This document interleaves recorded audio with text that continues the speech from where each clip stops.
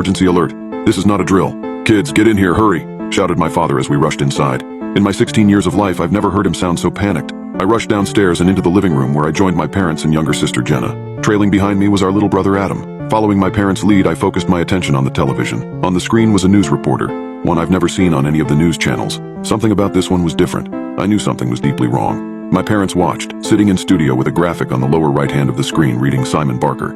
His tie was undone, his hair unkempt. His eyes filled with worry, he began talking. Stay inside your homes. Close and cover your windows and make sure they and your doors are locked. Do not look outside. Keep the lights off and dim your television's brightness. The reporter looked off to his side for a moment and cleared his throat, then returned his attention to the camera. We will be keeping the studio operational for as long as we can, so we might continue to help keep you and your loved ones safe. As more details emerge, I will be here to keep you informed. This is not a drill. I looked to my dad and asked what was happening, waiting with bated breath along with the rest of my family. I'm not sure, Dad said, seemingly completely dumbfounded. I was watching the game I DVR'd and this just took over the TV. Every channel. I must have missed what the problem is. Look on your phone, see if you can find anything out. Mine's on the charger upstairs. I looked at my phone. No bars. And with the Wi-Fi still down, it was now little more than a paperweight. Jenna and I informed our dad as much, and he finally broke his gaze from the TV and stood up. Well, you heard the man. Let's lock up. Kids, check all your windows. Make sure your lights are off. Check the bathroom, honey. You get our room. I'll get the TV in down here. Everything should be off in the basement, but I'll run down and check. He took my mom's hand.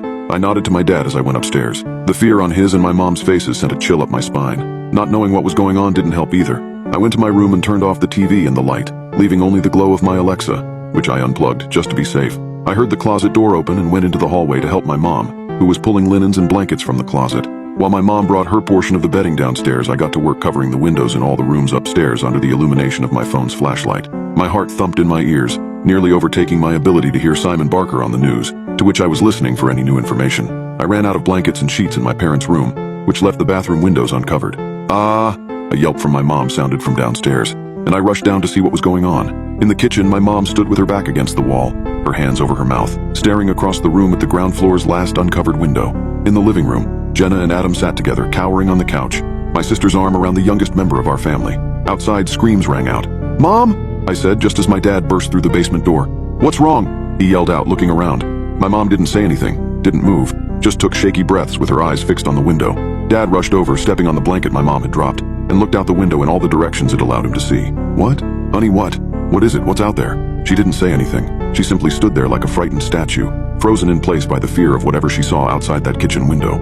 "Dad, put the blanket on," I said, feeling the anxiety rise in my chest. My mom's current state all but confirmed that there was something out there, something that we didn't want seeing us, or that we didn't want to see. The lack of any real information crippled our ability to do anything proactive beyond what Simon Barker on the news told us to.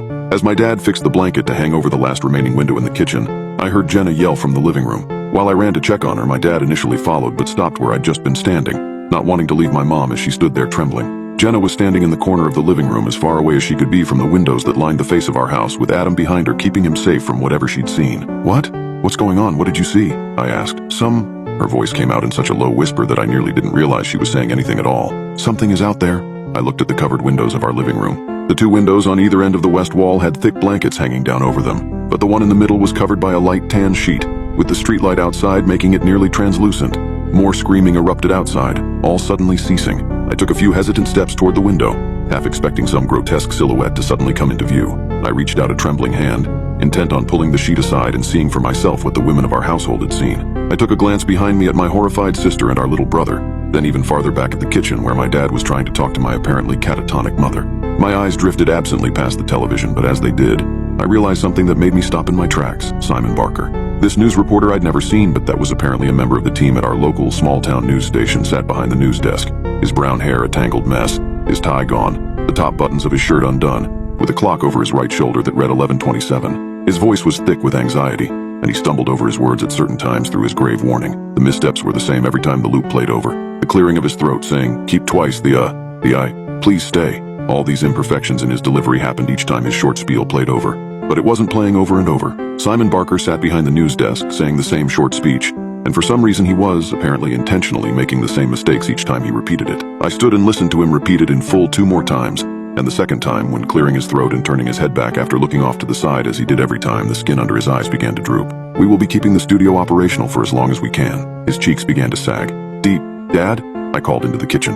"Mom, so we might, might continue to help keep you and your loved ones safe. Simon Barker's eyeballs sunk deep into their sockets, so far in that only the white, red-veined undersides of them were barely visible. "What the F?" my dad said from behind me, his eyes glued to the horror on our TV. "As more details, emerge, will be hard to key you and fall." Barker's tongue hung out of his mouth as a deluge of blood poured out over and around it. My sister sat on the couch behind us in silence, tears streaming down her face. Adam was curled up next to her, sobbing. Outside, the screaming stopped.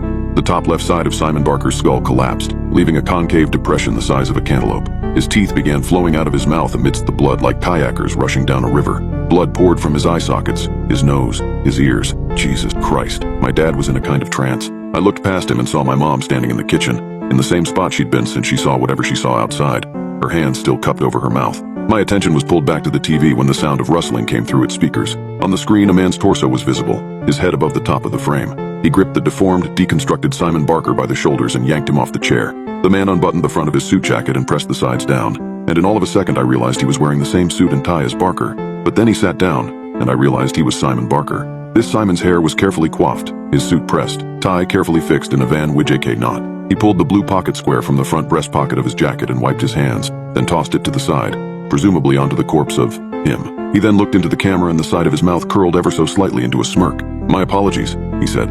"He wasn't supposed to fall apart so fast. I do wish I could have spared you from seeing that nasty stuff." I looked at my dad, but his terrified expression made me look back to the TV. "You," Barker continued. "I made a mess outside. Sorry about your wife, your mom. I must have given her quite a fright. That's why I told you to put the blankets up. I would recommend not looking outside for a while. I'm sure the police will clean up the bodies, but it is remarkably difficult to wash blood off of concrete. Let it fade a little. Or don't. That's up to you. Just know it was all necessary. But anyways, congratulations are in order. I had to put a lot of effort into tonight's search. So many people didn't take my advice, which made it much more difficult to skulk around and find what I needed. But you can't stop the future. And lucky for you, the future lies with that lovely lady in your house. I know she saw me. Good eye, that one. I'll be back someday. And on that day, the real work starts. She will join the rest, and then we will really be cooking with gas. Be well, I'll be seeing you all very soon." The four of us in the living room were frozen in place. Simon Barker stared at the camera, expressionless. "My apologies. He wasn't supposed to fall apart so fast." Simon began this monologue over again, but then deteriorated even quicker than his predecessor, eventually collapsing from the chair. After about 30 seconds, the TV went black for a moment, and then came back to life with the baseball game my dad had been watching when this all started. "Check on your brother and sister," my dad said as he rushed back to the kitchen. My mom fell into his arms and sobbed. I turned to Jenna and Adam and knelt down by the couch. "Are you guys okay? Jenna, are you okay?" She sniffled and nodded. "Dad," I said, "what the hell is going on? Is Mom okay?" "Who was that?" Our parents walked into the living room, my dad's arm around my mom. He said, I don't know what the hell this was." Did he mean Mom or Jenna?" I asked. My dad hung his head, then shook it. "I don't know who he meant." I took a few steps over to the window. My dad told me not to look outside, but I ignored him. I pulled the sheet that covered the middle window aside just enough to see outside, which was littered with the corpses of several women in our neighborhood. When applicable, their husbands or brothers or fathers wept over them. In the distance, sirens rang out. We spend every day waiting for Simon Barker to return. We don't know who he is. We don't know what he is. We don't know if by lovely lady he meant my mom or my sister. But when he said this is not a drill, we know he meant it.